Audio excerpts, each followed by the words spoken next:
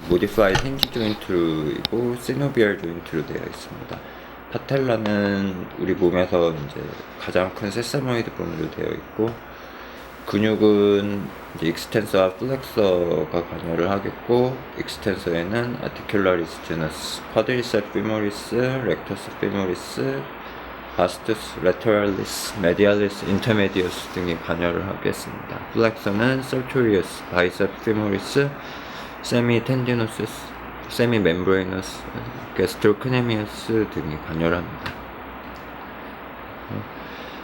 리가멘트는 인트라캡슐라하고 엑스트라캡슐라로 나뉘겠고, 인트라캡슐라에는 많이 알고 계신 것처럼 엔테리어, 포스테리어, 크루시에이티드 리가멘트 등이 있고, 그 이외에 트랜스버스, 그리고 메니스코 피모랄, 메니스코 티비알 리가멘트 등이 있겠습니다. 엑스트라 캡슐라에는 파텔라 리가멘트, 그리고 메디알 레터럴 레티나큘라, 그리고 메디알 레터럴 콜라테럴 리가멘트, 엔테로 레터럴 리가멘트 등이 있겠습니다. 벌사는 이제 4개로 스프라 파텔라 벌사, 인프라 파텔라 벌사, 세미 멤브레너스 벌사, 그리고 서브서토리아 벌사 등이 있습니다. 근데 파텔로피모랄 페인 신드롬에 대해서 보면은 이제 다른 말로 anterior knee pain, runners knee pain으로 불리기도 합니다. 가장 흔한 머스큘러 스켈레탈 디스오더 중에 하나이고, 유병률은 1년에 1000명당 22명 정도 발생하고, 성인에서는 15%에서 33%, 그리고 어덜센트에서는 21에서 45% 발생하겠습니다. 여성에서 남성보다 약 2배 정도 더 많이 발생하고, 젊은 여성에서 스트럭처럴 체인지 없이 발생하는 경우가 많이 있습니다. 파텔라와 레티나큘럼의 페인이 인볼브가 되겠고, 하지의 펑셔널 디스오더의 여러 영향, 멀티 팩토리얼 코스로 이제 통증이 오게 됩니다. 통증은 서브콘드랄 본 스트레스가 증가하면서 통증이 오는 것으로 생각됩니다. 리스크 팩토로는 아나토믹 어노말리, 그리고 말 얼라이먼트하고 로우 익스트리미의 바이오 메케닉스가 변화한 경우, 그리고 머슬 디스펑션, 파텔라 하이퍼모빌리티, 그리고 근육들의 플렉시빌리티가 떨어지는 경우, 수술력이 있거나 아니면은 타이트 레터럴 스트럭처 등이 있는 경우, 그리고 이제 과도한 운동이나 아니면은 잘못된 운동 습관, 그리고 트라우마 등이 있겠습니다. 감별 진단해야 될 걸로는 콘드라 말라시아 파텔라, 호파스 디지즈, ITB 신드롬, 그리고 텐디노패시, 알스라이티스, 벌사이티스 등을 가장 흔하게 저희가 접하는 걸로 감별해야 되겠고, 오른쪽에 있는 거는 저희가 흔히 접하지는 않는 거여서 이런 것들이 있다는 것만 한번 보고 넘어가시면 되겠습니다. 그리고 파텔라 피모럴 페인 신드롬에 영향을 주는 것들은 이런 게 있고, 이제 하나씩 보면은, 쿼드리셉 파텔라의 포스에 영향을 가장 많이 주는 거는 바스투스 메디어스 오블리크하고 바스투스 레테럴 오블리크의 영향을 가장 많이 받겠습니다. 그리고 이제 페인 리셉터, 센서리 리셉터 보시면은 너브 서플라이를 포스테리어, 레터럴, 메디얼, 아티큘라 너브에서 받고, 그리고 인트라 캡슐라, 그리고 이제 그 주변에 있는 머슬 너브에 의해서 센서리 리셉터가 되겠습니다. 그리고 서브스텐스 P는 소프트 티슈에 많이 있겠고, 파텔라, 페페드, 그리고 레티나큘럼, 페리오스티움의 서포트를 받습니다. 그리고 역할로는 스파이널 코드에 노시셉티브 인풋 하는데 관여를 하겠습니다. 이제 뉴로모터를 EMG상에서 보면은 디스펑션이 있는 게 확연하게 보이겠고, 게스트로크네미어스 타이트니스가 있는 경우에는 Q앵글의 변화를 줘서 조인트 스트레스를 증가시킴으로써 통증을 유발한다고 합니다. 그리고 리가멘트와 조인트의 렉시티가 이제 파텔로피모럴 페인 신드롬 환자에서 많이 증가되어 있는 것이 보였고, 그리고 이것은 파텔라 디스로케이션을 그러니까 보통 일반인보다 6배 정도 더 많이 발생시킨다고 합니다. 햄스트링 타이트니스가 있는 경우에는 활동 시 슬라이트하게 디플렉션을 유발하고, 또 쿼드리셉스의 포스를 증가시킴으로써 파텔라 피모랄 조인트 리액션 포스를 증가시킴으로 통증을 유발한다는 연구 결과가 있었습니다. 힙 머슬 윅네스가 있는 경우에 힙 에이디덕터 스트렝스에 영향을 주고 이것이 관절의 스트레스를 증가시킴으로써 통증을 유발합니다. 그리고 일리오티비알 밴드 타이트니스가 있는 경우에 파텔라를 가쪽으로 당기면서 이것이 조인트의 스트레스를 증가시킴으로써 통증을 유발하겠습니다.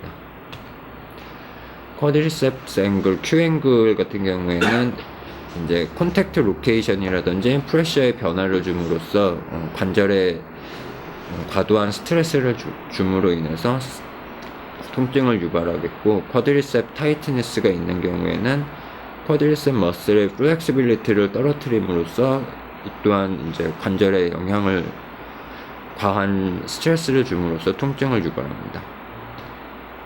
윅네스 또한 쿼드리셉스의 이제 근력 약화가 있는 경우에도 통증에 관여를 하겠고, 파텔라의 컴프레션이나 크리피투스가 있는 경우 이제 보면은 파텔라 피모럴 페인 환자에서 모빌리티가 떨어지는 것을 확인할 수 있었습니다.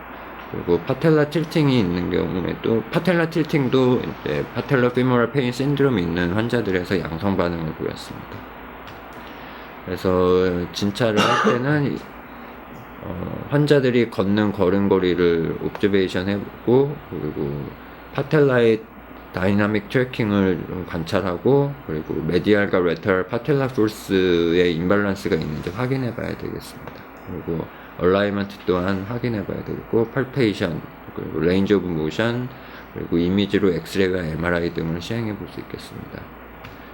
이제 레코멘데이션, 피지컬 이그잼의 레코멘데이션을 보면은 쿼드리셉스의 어트로피가 있는지, 그리고 바스투스 메디알리스 오블리크나 레터럴리스 오블리크의 리스폰스 타임의 변화가 있는지, 버티컬 점프하고 파워 프로덕션의 변화가 있는지 확인하고, 리가멘트의 렉시티가 있는지 등을 확인해 봐야 되겠습니다. J사인 같은 경우에는 파텔라의 데비에이션이 있는지 확인하기 위해서 시행해 볼 수 있겠고, 엘리 테스트는 쿼드리셉스의 플렉시빌리티가 떨어져 있는지 확인해 볼 수 있겠습니다. ITB의 타이트네스가 있는 경우 오버 테스트 양성을 보이겠고, 토마스 테스트는 힙 플렉서의 플렉시빌리티가 떨어졌는지 확인해 볼 수 있겠습니다. 트렌들렌버그 테스트를 시행함으로써 힙 에이비덕터들의 근육에 윅네스가 있는지 확인해 볼 수 있겠고, 이제 Q앵글 각도를 재서 평균 15도가 정상인데 이제 20도 이상인 경우에는 파텔라 피모럴 페인 신드롬이 이제 증가한다고 알려져 있습니다. 파텔라 틸팅을 해서 이제 양성이 있는 경우에 레터럴 레티나큘러 타이트니스가 있다고 볼 수 있겠습니다. 그리고 펑셔널 테스트를 했을 때 파텔라 피모럴 페인 신드롬 환자들에서 스트렝스가 떨어진 것을 확인할 수 있었고, 이제 버티컬 점프 퍼포먼스, 엔테로 메디얼 런지, 그 스텝 다운, 싱글 레그 프레스, 밸런스 앤 리치 테스트 등에서 이제 기능이 떨어지는 것을 확인할 수 있었고, 이제 다른 뭐 스탠딩 보드 점프라든지 밴드암 행 이런 것들에서는 큰 변화가 없었습니다. 그래서 다이어그램으로 플로우 차트를 이렇게 나타내면은 이거를 보시면 되겠고, 그리고 치료로는 이제 휴식, 그리고 피지컬 세라피, 아날제식스 등을 이제 보통 많이 효과를 보는 걸로 알려져 있고, 이제 브레이싱이나 파텔라 테이핑, 풋 올소시스 같은 경우에는 크게 통증을 줄여주거나 뭐 이걸 호전시키는 데는 큰 베네핏이 없다고 연구 결과들이 나와 있었습니다.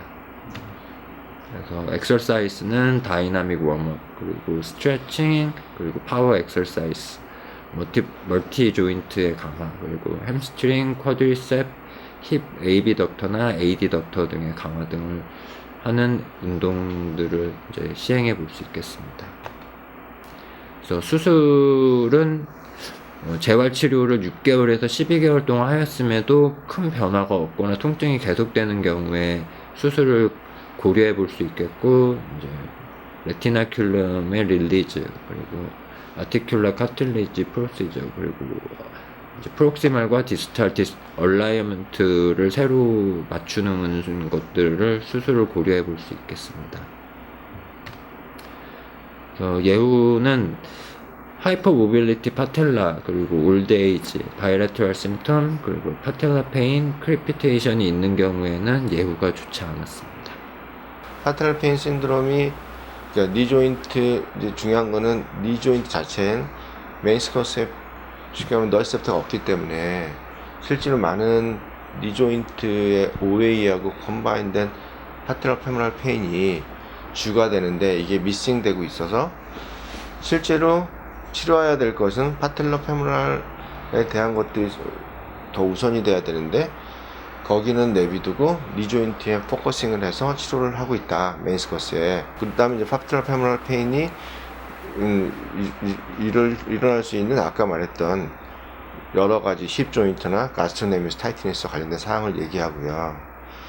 그 다음에 그 상황에서 만약에 그렇다면 거기를 어떻게 치료를 할 것이냐라고 해서 물리치료나 이런 방법도 있고 운동이나 이런 방법도 있고, 거기에 그러나 그것이 즉각적으로 호전도 시켜야 되고 환자가 편해야 되잖아요. 그러기 위해서 우리는 이건 스테로이드 쓰는 게 틀린 거야. 자, 보세요. 니 조인트의 프로블럼에서 인트라 아티큘라 프레셔를 줄여주거나 거기에 하는 것도 물론 중요하지만 파텔라 페모랄 프레셔가 증가돼 있으면 니 조인트 압력이 같이 증가하거든. 아까 말했을 가스트로네미우스 압력이 증가돼도 같이 증가하거든. 그러면은 뭐를 풀어야 될 거야? 너이셉터가 없는 데를 왜 맨날 건드냔 말이야. 그잖아. 너이셉터가 비교적 적은 데가 아니라 진짜 너이셉터가 풍부하고 많은 파텔라 페모랄과 페페드 에리어에서 서브스탄스 P가 많은 곳이잖아. 거기를 우리가 치료의 타겟을 잡아야 되잖아요.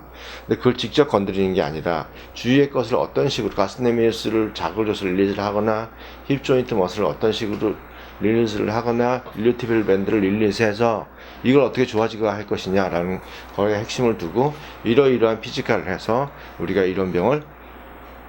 우리는 이러이러한 피지컬을 해서 어떠한 것에 의해서 이게 파텔라 페모랄 페인이 나타난다. 그리고 이게 니 조인트 페인에 굉장히 중요한 영향을 준다는 결론을 내고, 그래서 FIMS가 당연히 들어갈 수밖에 없는 다라고 하는 거를 결론을 딱 내줘야 돼. FIMS의 원리는 되게 심플한 거로 생각하시면 돼요. 자극을 해서 이것이 잘못됐다는 것을 뇌에 알려주고 이 위치는 전부 뇌에 세팅이 돼 있다는 거를 알아야 돼. 오랜 기간 동안 변화가 와 있잖아요. 그러니까 나쁜 헤비처럼 결국은 이제 세팅이 돼 있는 거잖아요. 자극을 줘서 잘못되는 걸 알려주고 손상이 회복되면서 이것이 계속 잘못되고 있다는 걸 알려줄 수가 있잖아요. 마사지도 잠깐 풀어줄 수 있지만 이거는 손상을 남기고 오기 때문에 하는 거잖아요. 근데 단지 중요한 거는 망가진 데 손상이 아니라는 거죠. 자, 파텔라 페모랄 페인에서 가스트로네미스 타이티니스가 있기 때문에 우리는 가스트로네미스 릴리즈를 많이 하잖아. 또 최근에는 그걸 내가 좀 변형을 했지. 예를 들어서 폼리티를 반사를 일으키는 것만으로도 충분히 더 좋다.